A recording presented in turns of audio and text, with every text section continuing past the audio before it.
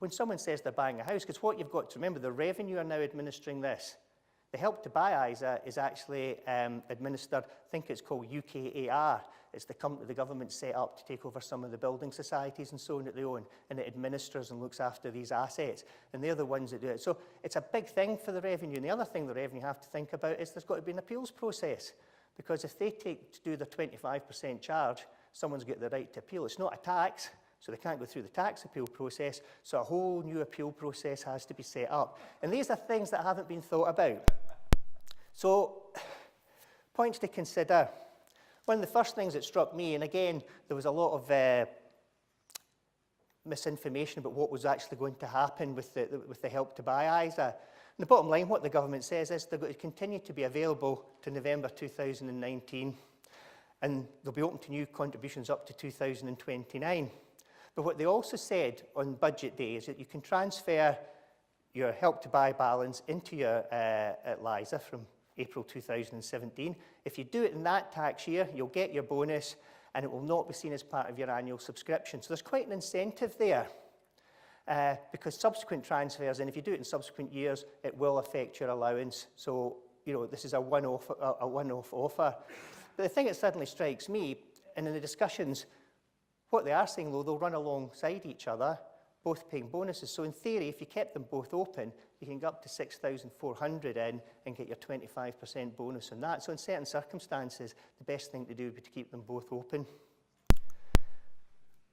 Now, who's going to use them? Well, I'm sorry, but your high net worth individual's got to be rubbing his hand in glee. He's got to stick in 4,000, get £1,000 back. Great thing for adult children, adult grandchildren, great way to save for them. They can help them to buy a house, or they can use it towards their retirement. Fantastic. And the theory is actually, other than me because I'm 52, is that anyone under the age of 40, if they don't open a LISA, they're a fool. Because even if they don't have the spare cash at the moment, if they don't open it before they're 40, they've missed the opportunity. And in any time in the next 10 years, if they do want to put money into it, they will qualify for the bonus. And the other thing is it's not the money has to be in the account for 12 months. All it is at the end of the tax year, they'll look at the subscriptions you've made. Now, if there's a 25% penalty in taking the money out, you do not put the money in until the end of the tax year in case you need it elsewhere. So, you know, if you've already had bonuses to protect it. So there's all sorts of planning opportunities that will come in. And again, who's going to advise clients about these sorts of minor details that you've got to consider? Now, where I, as I say, got a bit depressed or sad about or disappointed about the lifetime ISA is that I just don't understand where they've come up with the certain rules. For example, there'll be no bonuses paid after the age of 50. Why 50? Surely a lot of people saving for retirement, 50 is for the time when the kids have finished university, they've got a bit of spare cash, they can put it away. They're now going to consult on that to see if they should extend it, that the bonus should be paid after 50. But then why apply up to the age 40? Why put that restriction on it? Personally, I'm gutted. But, you know, it just seems to be the ages, there's a bit, there must be a reason for it. But no one from policy at the Treasury's actually stated the reasoning behind that. The potential delay in paying bonus is going to be a big impact. What the industry is saying is, can we not make it monthly? So if someone joins 12 months after that, you know, the bonus in that can be paid monthly. If people are buying a house, they'll have to make a separate claim. So again, that process has to be looked at. But one of the things Greg was talking about was the impact on auto-enrolment. That's been one of the greatest government successes in getting people to save. And they introduced something to compete with it. Well, what's the solution? We're going to get a workplace ISA in 2018, or so it's rumoured, where the employer can make contributions. It'll be a taxable benefit in kind on the employee, but then you can get the employer contributions. Now, the big thing is, of course, is the LISA going to compete with pensions? Is it going to take over from pensions? Steve Webb said it was a Trojan horse, the LISA. Edward Odell, from the head of savings at the Treasury, said it wasn't a Trojan horse. Now, the very fact he said it wasn't a Trojan horse, does that mean it is a Trojan horse? Is it going to? The problem is we've created this uncertainty now. When we had time to try and make things clearer, we've made things even more unsettled. And what we really need is a reassurance as to what the LISA is actually going to be. Is it going to run alongside the pension, or is it not? And go back to this need for advice. How many types of ISA do we have come 2017? 7. Come 2018, if we've got the workplace ISA, we'll have 8. How do you advise on which is the best ISA or combination of ISAs for an individual? And the other big thing about ISAs, which Ian did touch upon, but if you look at the Revenue Zone website and their statistics, the split of how money is invested within an ISA on yearly subscriptions is 80% goes into cash, 20% goes into stocks and shares. But if we look at the overall value of the assets, it's more a 50-50 split, which simply tells you that stocks and shares perform far better than cash. So people going into these arrangements will need advice, but are they going to have the sort of money available where they can pay for advice? Probably not. So what's going to be the solution so that people can take some form of advice on these? So what gives the best return? Pension via ELISA? Well, again, Ian covered this morning. I've used slightly different figures, and I'm actually going to look at the situation after tax. And it actually gives you a completely different story. So I'm based on 3% growth. We're going to invest over 40 years. Remember, there'll be no bonus in the last 10 years. I've ignored the delay of when the bonus was paid. I've just assumed it's paid at the end of each year. 4,000 net contribution. If it's a basic rate taxpayer, they'll get their £1,000 bonus. For higher and additional rate taxpayers, you can see the rates there are significantly higher if it's to work out as a net contribution. Now, where income is taken, they've taken their pension commencement lump sum, and all the money, all the income they've taken out when they've stripped the money out of the pension fund is in the tax band it's shown. And it's quite interesting. So what is quite clear is it doesn't matter what rate of taxpayer you are, if you invested in ELISA at the end of the 40 years, you'll have just under £400,000, £376,508. Great thing is you can take that out, it's tax-free, as and when you want. Fantastic. If we look at a pension, well, as we can see, whether you're a basic, higher rate or additional rate taxpayer, as you'd expect, the fund value is far greater. The basic, because you've had an extra 10 years of your 25%. Higher rate taxpayers, and additionally just because of the amount of money that's getting pumped into your pension, over $4,000 a year. But as soon as you start to look at the tax scenario, then it all changes. For a basic rate taxpayer, they take their 25% pension commencement lump sum, and they get taxed on the rest. They get $330,000. So that's less than if they'd remained in ELISA. So in that scenario, ELISA would appear to be more attractive, providing they're saving no more than £4,000 a year net. Higher rate taxpayers, well, if they're a higher rate taxpayer when they made the contributions, but a basic rate taxpayer when they come to collect a pension, they're substantially better off than the ELISA. But as soon as if it's taxed at the same rate as the relief they've got, they're fractionally worse off. And that's the same as the additional rate taxpayer. What we're saying with them is that if they're in the same tax band as the rate they got relief, there's not that much of a difference. But if they drop to a lower tax band when they retire, then they'll be significantly better off. So that's great, but then what about inheritance tax? Because as soon as you bring inheritance tax into the equation, the ELISA looks completely unattractive. If you're going to keep it and you're going to pay inheritance tax on it at 40%, it brings it down to £225,000, so that's well below any of the pension funds, because of course your pension is protected from inheritance tax. So there's a lot to think about in that small thing alone. So it looks good, but maybe not as good. But the things you can more or less guarantee are, is that for higher rate, additional rate taxpayers, if they invest in it, it's great news if they can drop a tax band or two in retirement. They'll win hands down, sticking to pensions if they can't afford to fund both. It is a very attractive alternative for basic rate taxpayers, because they are actually going to be better off. So if they can't afford to save more than $4,000 net a year, it is a very good place for them to save. Now, higher rate taxpayers and additional rate taxpayers, they're going to use it. It's going to be a fantastic supplement along with their pension, particularly those who now probably their annual allowance or something's been impacted to down to £10,000 a year. But what it's going to do then, if you run that along with your pension, then when you come to, and we can't use decumulation, when we come to withdrawing our pension funds and our ELISA funds, then it gives us more options, because we can strip the ELISA over the pension, so we're not paying tax in our pension fund. We're taking the ELISA. If we spend that money first, it won't be hit with inheritance tax. So there's all these fantastic planning opportunities that we now have to look forward to over the coming years, but there's lots of options there. So, is it a donkey? Well, the first thing I'd have to say is anything that encourages savings is a good thing. I generally think that Eliza has got the foundations of something great, but it's been a bit rushed. It's a bit of a mishmash. Could have done better, I think is what I would say. But I'm sure it will develop. But should that be at the cost of pensions? Well, my strong belief is no, it shouldn't. Is it likely to? Who knows? But the key thing is advice is going to be required. Who's going to provide that advice? I think that's of interest. So I'll just finish it off with maybe it's not a donkey after all. Maybe it has got legs, unlike the donkey in the picture.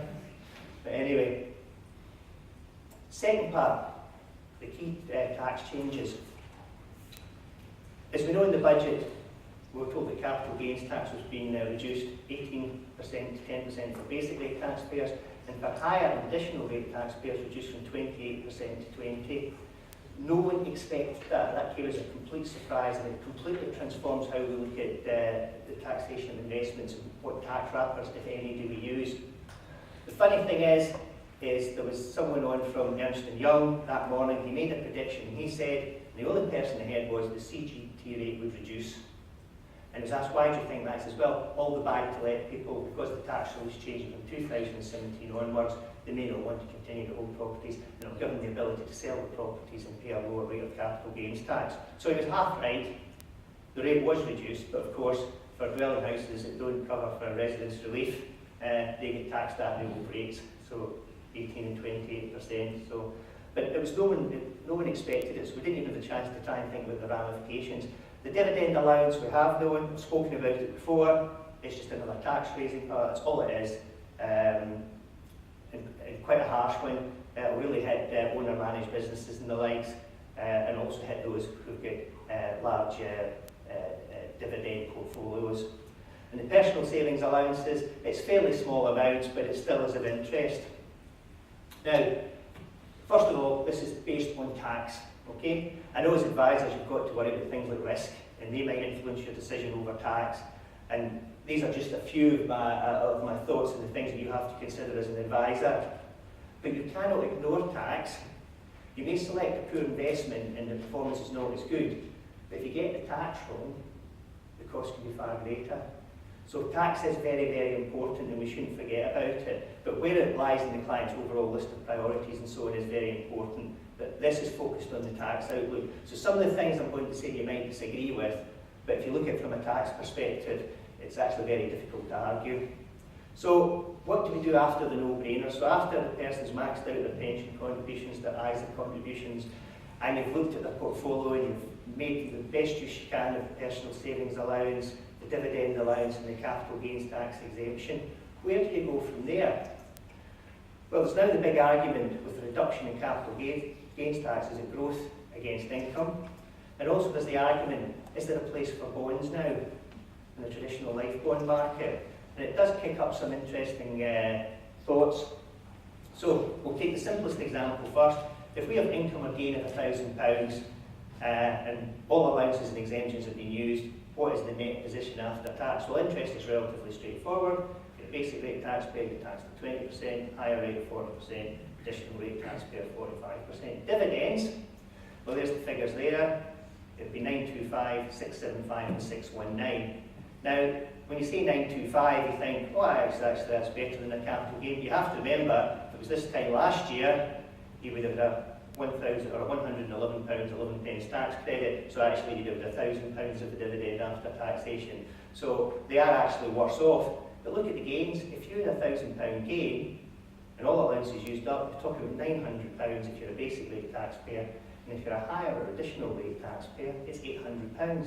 Then for an additional rate taxpayer, it's £350 more.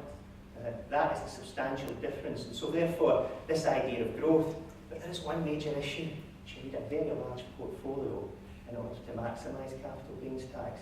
And I don't know what sort of your client base is, but it's going to be a hard thing to use. Now, what I did look at is how actual collectives, onshore bonds and offshore funds, how the underlying funds are taxed. Now, for collectives, interest gets taxed at 20%, it's paid out with a 20% tax credit. That's going to change from next year, will be paid gross, so just keep that in mind. But dividends, funny thing is, dividend goes in, and despite the fact that we removed the 10% tax credit, there's no additional tax for collectors or shares and so on held within a collective.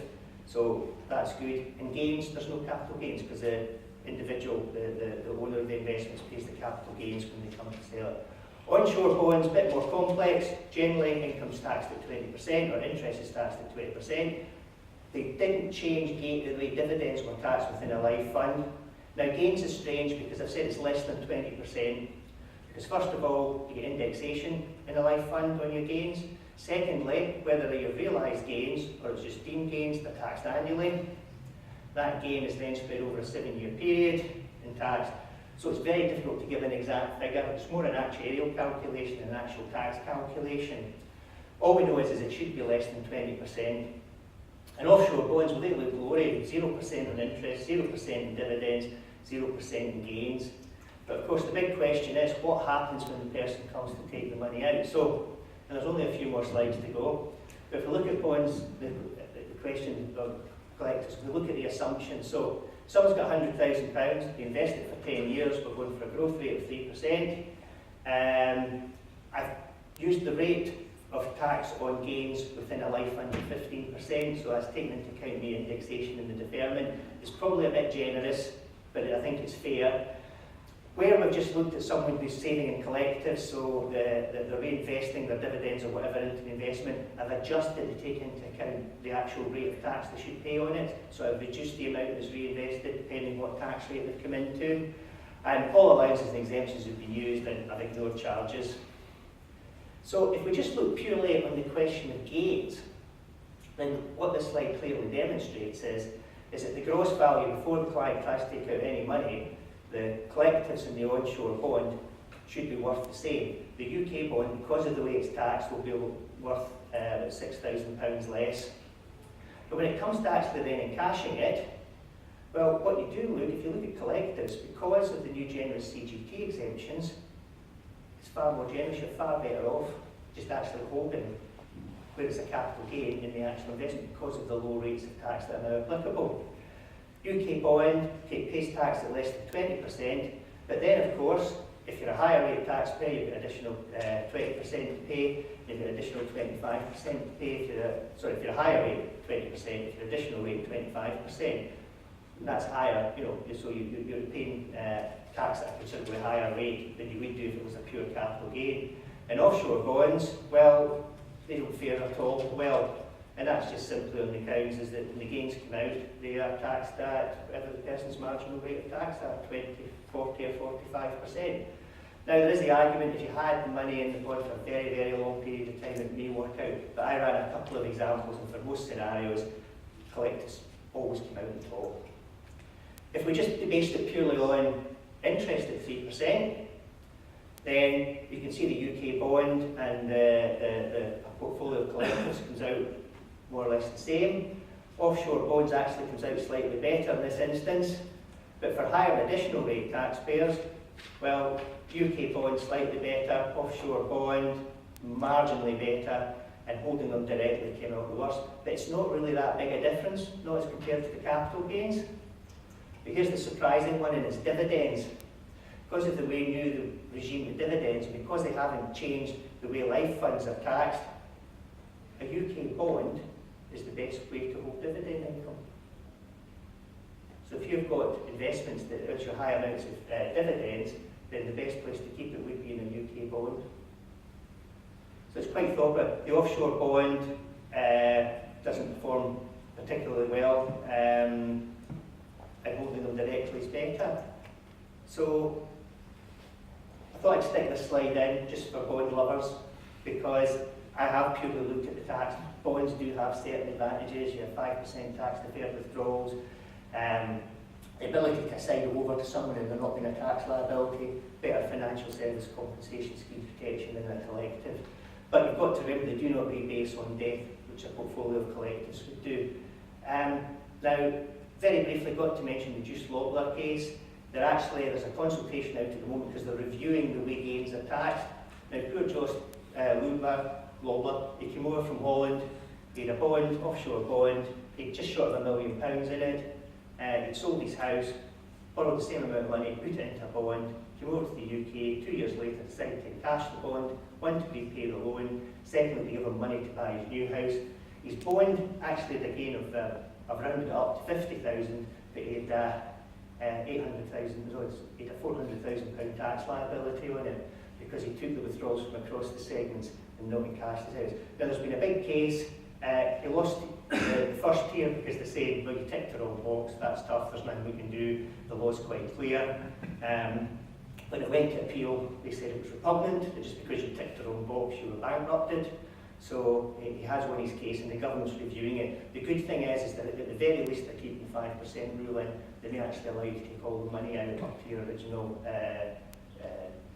premium that you paid, and you'll be able to come out tax-free and then it won't be taxed anything thereafter. So we'll have to see what the outcome of that consultation. There was a fear that they actually might take away the 5% rule or something like that, but it looks very much as if they're going to keep it. So in conclusion, is that for individuals who out with their pension and ISA, you know, if they can contain everything else within their CGT exemption, their personal savings allowance, their dividend allowance, there would appear to be very few reasons why you'd want to consider getting into a bond, not in a tax perspective.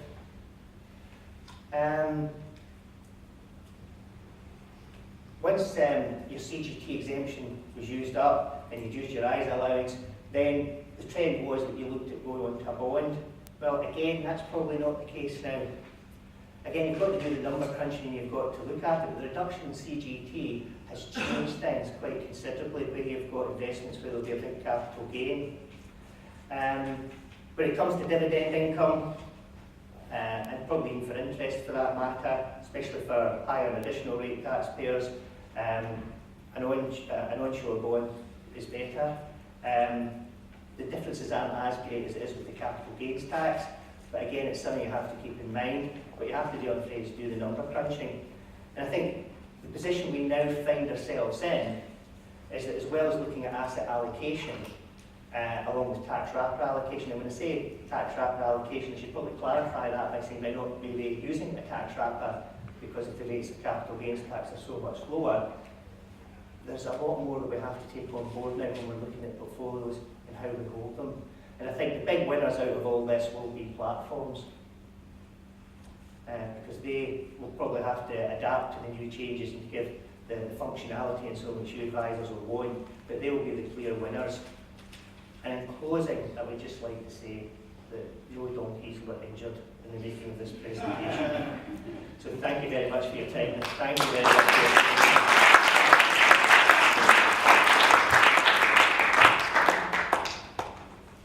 Has anyone had any questions for Neil? I know we appreciate we're slightly running over, but anyone has any burning issues that I'd Neil to address? Do you think life offices will offer licenses? Will offer? Will life offices offer licenses? Well, funny is the functionality and the ability to do it. I mean, it's funny, we were discussing the other day the flexibilizer, which is required probably come up with one more than everyone else because it is actually categorised as a separate item. That's where people can take money out and provide and put it back in within the tax year. They don't use their allowance for the year. Well, some life companies do, but I mean, it's not anything I would do. I think really those who are in the industry that already do sizes, and some provide more flexibilisers than the others, but definitely for the platform market, so it's going to be a real winner. I think the losers out of this will be offshore bonds. I think in many circumstances it's going to be harder to justify an offshore bond. Given that you're going to have a tranche where you have your identify the first 4,000, then that's looking at bonus. Do you know, that's a very good question. The Treasury asked that very question because what they said is we'd like the LISA to put the whole 20,000 in and then keep the 4,000, get the bonus on it. They said, but for this 25% charge and where they take the money from is very, very difficult. How do we do it? Well, all product providers says we'll just have two ISAs. One will be your ISA, one will be we'll call it whatever you want, but we'll have to keep them quite separate. So it was sort of dismissed that providers will work around it, so that as far as the client sees it looks like one, but they will probably be, they'll have to be separated. Probably will do. But as I say, I actually felt sorry for the Treasurer. It's the same when we went to see them with pension freedoms. It's just been dumped on them, and they've got to come up with the solutions, and they've got a very narrow window to do it because it has to be available for next year. And even just what it takes to put in a new appeals process is massive. As I say, they're relying on the industry to help. It will happen because they've been told it has to happen, but it would be nice if they can give them a bit more notice. So obviously, again, I think it demonstrates because of the way that it was pulled together that it was a bit of a rush job. So, no, it's an okay. Okay, thank you very much. Thank you. The eagle-eyed one should note that I'm neither Paul Bagney nor Mark Fleets, but I would just like to say a few words. So, thank you very much to all the investment partners that we've had today. Without them, events like this just aren't possible. I hope you've enjoyed the speakers that we've had on.